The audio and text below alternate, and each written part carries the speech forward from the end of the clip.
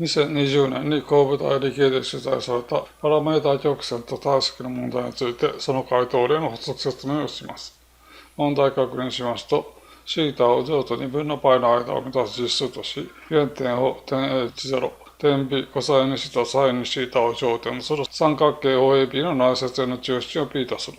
またθがこの範囲を動くときに点 P が描く曲線と線分 OA によって囲まれた部分を D。括弧1は点 P の座標が1マイナスサインθ、1プラスサインθ分サインθ、コサインθであろうということを示せという問題です。まず与えられた3点 OAB に対して内接円の中心、すなわち内心を P とします。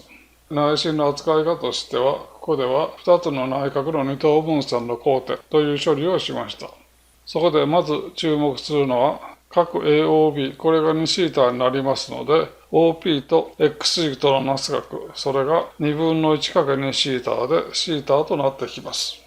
そして直線 OP と AB の交点、これを M としますと、OA イコール OB、すなわち三角形 OAB は二等辺三角形ですので、頂角の二等分線、それは底辺を垂直に二等分するということから、OM と AB が垂直になってきます。このことより OM の長さは OA コサインθでコサインθとなってきます。そこで求めるものは点 P の座標ですので、OP の長さ、これを R と置きます。そうすると点 P は R コサイン、R サインという形で座標表示ができるわけです。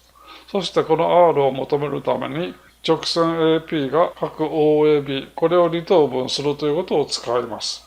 そうすると点 P と X 軸の距離、これは点 P の Y 座標の R サインθ、そして点 P と直線 AB の距離、これは OM と AB が垂直から PM になります。それが等しいという形にして、今マーカーで示した R サインθがコサインθマイナス R となってきます。この式から R を求めると、1プラスサインθ分のコサインθとなり、これを R コサインθおよび R サインθに代入すると、今示したようになり、これによって点 P の座標はこのようになってくるわけです。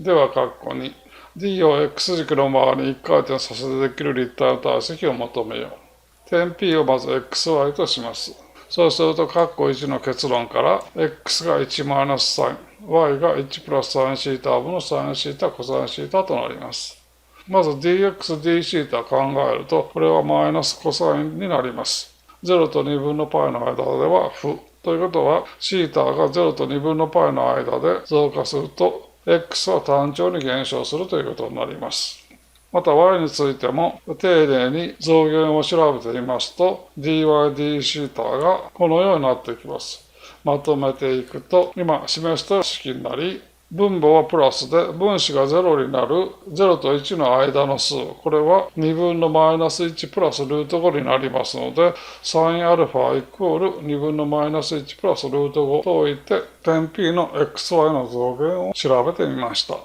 そうすると次のような表になります。そしてこれをもとに点 P の軌跡の外形を記しますと、今示したようになっていきます。そして、この曲線と線分 OA によって囲まれた部分 D として、D を X 軸の周りに1回転させてできる立体の体積 V としますと、V は今マーカーで示したように π× インテグラル0から 1y2 乗 dx。これで立式できるわけです。そして変数を x から θ に変更します。まとめていくと、今アンダーラインで示したようになっていきます。この積分実行するのに、サインの微分がコサイン、これに注目をして、分数関数をなるべく簡単にしたいので、1プラスサインθ、これを t と置きました。そうするとコサインθ、dθ、dt となりますから、これをもとに置換積分をし、そして原子関数を求めて値を代入すると、最終的にマイナス3分の4プラス 262π ということになってきます。では、これで補足説明を終わります。